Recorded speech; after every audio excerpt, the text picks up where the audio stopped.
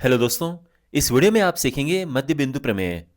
कक्षा 9 गणित के 8वें अध्याय चतुर्भुज में ये प्रमेय है और ये प्रमेय पूरे कक्षा 9 की सबसे ज़्यादा इंपॉर्टेंट प्रमेय है। ये बहुत बार एग्जाम में पूछी जाती है कि मध्य बिंदु प्रमेय क्या है। इस पर आधारित क्वेश्चंस पूछे जाते हैं। इसको सिद्ध करना भी पूछा जाता है कि इसको सिद्ध करें। तो इस वीडियो में मैं आपको बताऊंगा कि ये है क्या और इसको सिद्ध कैसे करते हैं। तो सबसे पहले तो आप समझिए कि मध्य बिंदु प्रमेय क्या है। यहां पर ये त्रिभुज है, एबीसी इसको नाम दे देते हैं।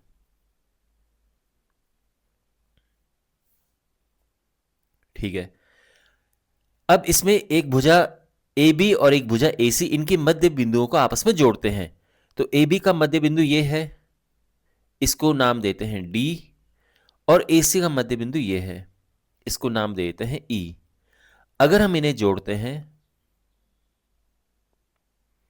ठीक है, तो मध्य बिंदु प्रमेय के अनुसार अगर हम दो भुजाओं के मध्य बिंदुओं को आपस में जोड़ते हैं तो वो तीसरी भुजा के समांतर होता है। यानी ये और ये समांतर होंगे। ये मध्य बिंदु प्रमेय है। आप समझे बात को कि अगर दो भुजाओं के मध्य बिंदुओं को आपस में जोड़ते हैं तो उनको जोड़ने वाला जो रेखाखंड है वो तीसरी भुजा के समांतर होता है। और साथ में इसमें यानी देखो, यहां पर क्या होगा कि जो डीई है वो समांतर होगा बी सी के। और साथ में एक और रिजल्ट इसमें यह है कि डीई ये जो है ये इसका हाफ होता है। क्या होता है? बीसी का हाफ होता है लंबाई में। तो अगर ये 10 सेंटीमीटर है तो ये 5 सेंटीमीटर होगा। तो ये भी मध्य बिंदु प्रमेय का एक रिजल्ट है। समझ गए आप? तो जब हम इसको सिद्ध करते हैं तो एक तो हम ये सिद्ध करते हैं कि ये समांतर है ना? ये और ये समांतर, एक तो ये सिद्ध करना होता है। और फिर साथ में हम ये भी, जो इसका एक रिजल्ट है, देखो मध्य बिंदु प्रमेय बस ये है कि दो भुजाओं के मध्य बिंदुओं को आपस में जोड़ने वाला रेखाखंड तीसरी भुजा के समांतर होता है। लेकिन इसके बाद एक और रिजल्ट ये भी आता है, तो साथ में हम ये भी निकाल देते हैं। कभी कभार ये पूछा भी जाता है, तो हम साथ में ये भी लेकर आएंगे। ओके। तो ये है मध्य बिंदु प्रमेय। और इसको प्रॉपर वे में लिखते कैसे हैं, देखिए। तो ये मैंने यहां पे मध्य बिंदु प्रमेय लिखी है। किसी त्रिभुज की दो भुजाओं के मध्य बिंदुओं को मिलाने वाला रेखाखंड तीसरी भुजा के समांतर होता है। और ये आपके पास, आप अपनी बुक में अगर देखेंगे एनसीईआरटी में, तो प्रमेय 8.8 है। ओके। तो इसको अब सिद्ध करते हैं। तो सबसे पहले तो इसको हम लिखते हैं कि माना एक त्रिभुज एबीसी है और इसकी भुजाएं ए बी और ए सी के मध्य बिंदु डी और ई हैं। ठीक है। तो हम इस तरह से लिखेंगे कि माना एक त्रिभुज एबीसी है और इसकी दो भुजाएं ए बी और ए सी के मध्य बिंदु डी और ई हैं। तो मध्य बिंदु प्रमेय के अनुसार, मध्य बिंदु प्रमेय के अनुसार क्या होगा कि डीई समांतर है बी सी के। ठीक है, ये है मध्य बिंदु प्रमेय। अच्छा, और साथ ही क्या होता है? साथ ही ये है कि जो ये लंबाई है ये बी सी की हाफ होती है, आधी होती है। ठीक है। तो इस तरह से ये सिंपल वे में मैंने लिख दिया है मध्य बिंदु प्रमेय। ये इसके समांतर होगा और लंबाई में ये इसका आधा होगा। अब अब इसको प्रूव करते हैं। तो इसको प्रूव करने के लिए आप सबसे पहले तो हम क्या करेंगे, देखो, हमने ये और ये समांतर लेकर आने हैं ना। तो हमने क्या करना है कि कुछ ऐसा प्रयास करना है कि ये एक समांतर चतुर्भुज बने। ये एक समांतर चतुर्भुज बने। ओके। और ये समांतर चतुर्भुज कैसे बनेगा? इसके लिए एक काम करते हैं, इसके समांतर एक रेखा हम खींचेंगे। ये आप चाहो तो डॉट डॉट लाइन भी खींच सकते हो।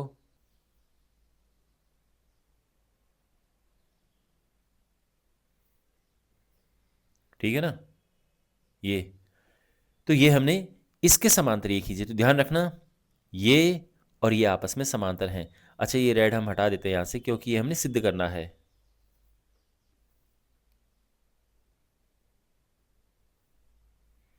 ओके। तो ये हमने इसको आगे बढ़ाया ऐसे, और इसको भी आगे बढ़ाएंगे। तो ये यहाँ पे ही मिल रहे हैं, इसको एफ नाम दे देते हैं। तो ध्यान रखना, ये और ये समांतर हैं। ये और ये समांतर, इसके बारे में अभी जानकारी नहीं है, पर ये हमने रेखा खींची है जो इसके समांतर है, तो ये तो हम कह सकते हैं कि ये और ये आपस में समांतर हैं। ओके, तो इसको अब यहाँ पे लिखते हैं। तो यहाँ पे हमने क्या किया, बी ए के समांतर एक रेखा सी एफ खींची और डी ई को एफ तक बढ़ाया, है ना। यहाँ पे मैंने ये रचना शब्द लिखा हुआ है, अगर आप ये न भी लिखो तो भी सही है, और अगर आप ये लिखना चाहते हो तो लिख सकते हो कि ये हमने यहाँ पे किया एक्स्ट्रा, ठीक है, यहाँ पे ये रचना की। अब इसके बाद क्या करना है, अब देखो ये और ये तो समांतर हो गए हैं। अब मैंने आपको क्या कहा था कि हमारा उद्देश्य है कि इसे एक समांतर चतुर्भुज लेकर आना है। अब इस भुजा और इस भुजा के बारे में हमें नहीं पता है कि ये आपस में समांतर हैं, क्योंकि समांतर चतुर्भुज में क्या होता है, अगर आमने सामने की भुजाएं समांतर हैं, मतलब किसी चतुर्भुज में अगर आमने सामने की भुजाएं समांतर हैं, तो वो समांतर चतुर्भुज होता ही है। लेकिन इसमें इनके बारे में नहीं पता है।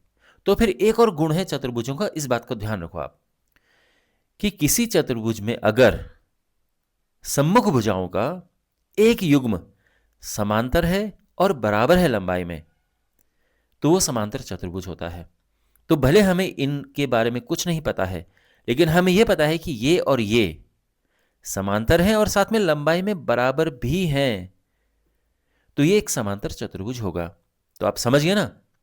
देखो, ये और ये समांतर हैं, ये तो हमें पता है, क्योंकि इसी के समांतर तो ये रेखा खींची है, तो ये समांतर ही है। लेकिन अगर हमें ये पता चल जाए कि ये और ये आपस में बराबर है लंबाई में, तो ये एक समांतर चतुर्भुज हो जाएगा, और एक बार समांतर चतुर्भुज हो गया तो ये और ये समांतर हो जाएंगे, जो हमें चाहिए सिद्ध हो जाएगा। पर ये लंबाई में बराबर कैसे मिले हमें, तो इसके लिए अब एक चीज देखो, ये तो आप जानते हैं कि ये और ये बराबर है, क्योंकि डी मध्य बिंदु है तो ये तो बराबर ही होंगे ना। इसी प्रकार से ए ई और ई सी ये बराबर हैं, ठीक है। तो हम क्या करेंगे, यहां पर इन दो त्रिभुजों को लेंगे, एक त्रिभुज ये है और दूसरा ये है। इन दोनों त्रिभुजों को हम लेंगे और इनको हम सर्वांग सम सिद्ध करेंगे, और एक बार सर्वांग सम सिद्ध हो गए तो फिर क्या होगा, ये लंबाई और ये लंबाई आ जाएगी बराबर। और ये तो आपको पहले से ही पता है कि ये और ये बराबर हैं, तो फिर ये और ये बराबर हो जाएंगे ना।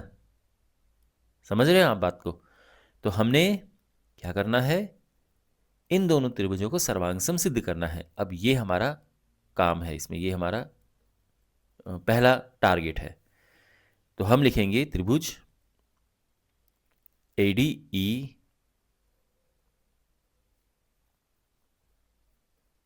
और त्रिभुज CFE में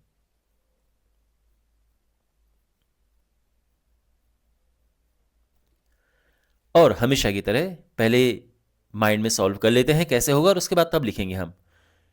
तो ये सर्वांग सम कैसे सिद्ध होगा, देखो ये तो हमें पता है कि ये भुजा और ये भुजा बराबर है, वेरी नाइस।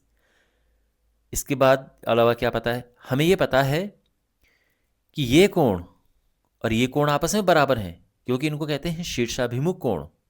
तो दो लाइन जब ऐसे काटती तो ये कोण बराबर होते हैं, वेरी नाइस। और क्या है, और ये कोण और ये कोण आपस में बराबर हैं, ठीक है। ये कैसे बराबर हैं, देखो ये है समांतर रेखाएं, ये है तिर्यक रेखा, और इनको कहते हैं एकांतर अंतः कोण, और ये होते हैं बराबर। जब रेखाएं समांतर होती हैं तो एकांतर अंतः कोण बराबर होते हैं। तो हुआ ये एंगल इस एंगल के बराबर, ये साइड इस साइड के बराबर, और ये एंगल इस एंगल के बराबर। तो एंगल साइड एंगल नियम से ये दोनों हो गए सर्वांग सम। तो जो मैंने आपको यहाँ पे समझाया अब यहाँ पे लिखते हैं। तो सबसे पहले तो इस कोण की बात करते हैं। यहाँ पर कोण AED बराबर है कोण, ये कोण बराबर CEF के।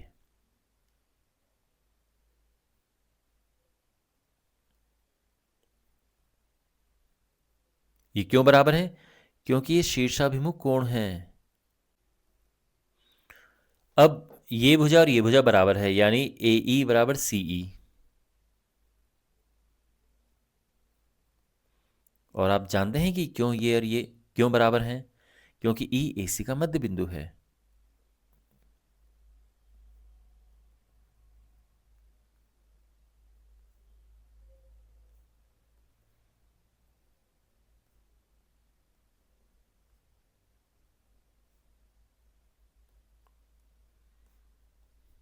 ओके, और अब ये कोण और ये कोण बराबर हैं, यानी कोण डी ए ई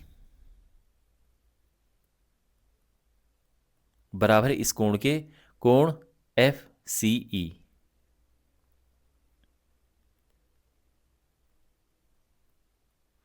और ये है एकांतर अंतः कोण।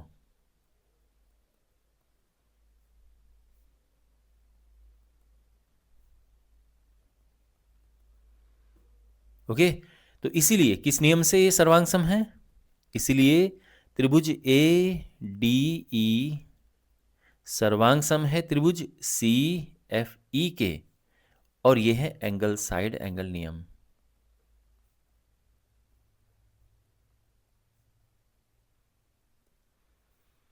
ठीक है, तो एंगल साइड एंगल नियम से ये दोनों सर्वांग सम हो गए। और सर्वांग सम है तो हम कह सकते हैं इसीलिए ए डी बराबर C F C P C T से। तो इसीलिए ए डी बराबर सी एफ, और कारण C P C T corresponding parts of congruent triangles, यानी सर्वांग सम त्रिभुजों के संगत भाग। तो ये त्रिभुज सर्वांग सम है। और इसमें क्या है, आसान भाषा में अगर मैं बताऊं तो बराबर कोणों के सामने की भुजाएं बराबर होती हैं। ये कोण बराबर हैं, इसके सामने ये भुजा है, इसके सामने ये भुजा है, तो ये बराबर होंगी। तो ये सिंपल तरीका है समझने का, सीपीसीटी। तो ये हुए बराबर। ओके, ए डी बराबर सी एफ हो गया।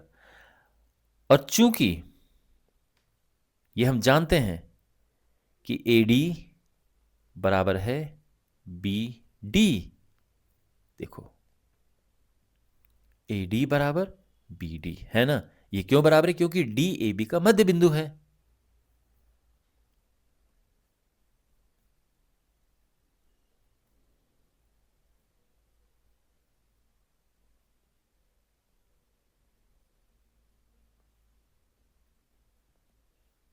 डी ए बी का मध्य बिंदु है, इसीलिए अब देखो ए डी बराबर ये है, ए डी बराबर ये है, तो ये आपस में बराबर हो जाएंगे। तो हम ये कह सकते हैं कि बी डी बराबर सी एफ। ओके, मैं इस फिगर को नीचे लेके आ जाता हूं, बार बार ऊपर नीचे करना पड़ रहा है। तो बी डी और सी एफ बराबर हो गए हैं। और हम ये जानते हैं, साथ में ये भी है, साथ ही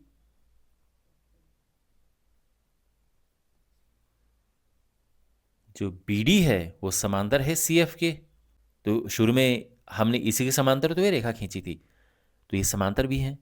तो बी डी जो है सी एफ के समांतर भी है और बराबर भी है। तो इसीलिए हम कह सकते हैं कि बी सी एफ डी एक समांतर चतुर्भुज है।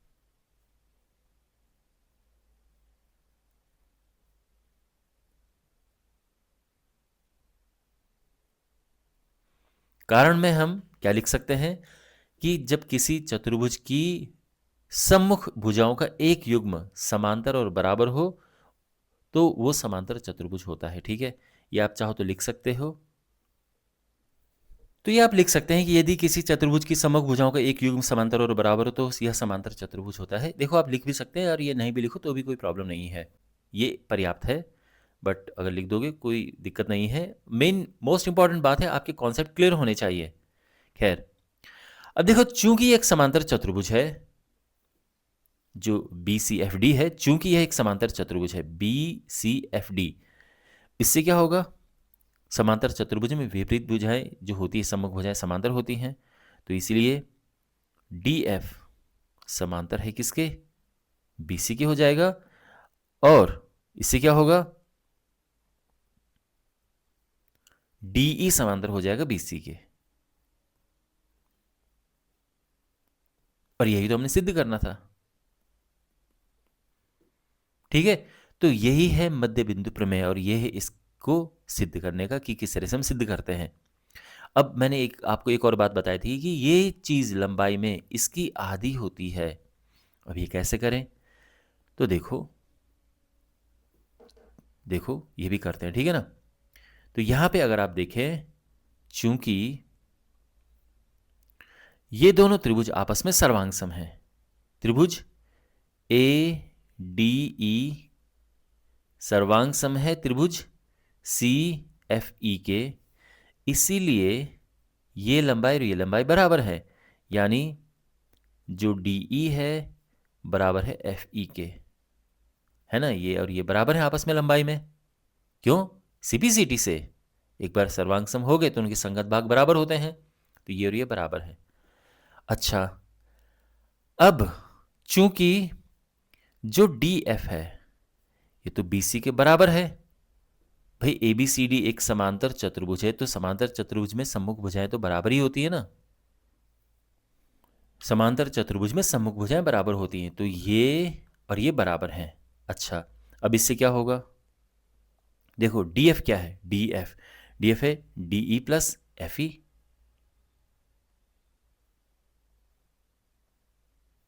ये बराबर है बी सी के, है ना। और ये तो आप जानते ही हैं कि ये और ये लंबाई में बराबर हैं, क्योंकि अभी हमने सिद्ध किया है। तो हम क्या करेंगे? एफ ई की जगह पे डी रख देंगे, तो ये हो जाएगा D plus D E is equal to B सी,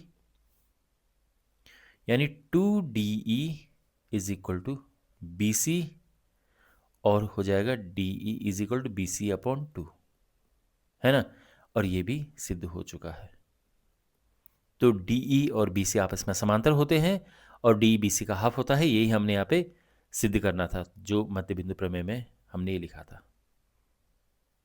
ठीक है,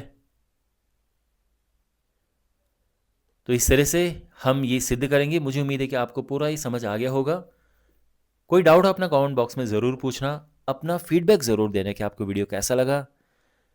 और इस चैप्टर के बाकी वीडियोस के लिए अपने सामने प्लेलिस्ट आप देख सकते हो, उस पर क्लिक करें और चैनल को ज़रूर सब्सक्राइब करें।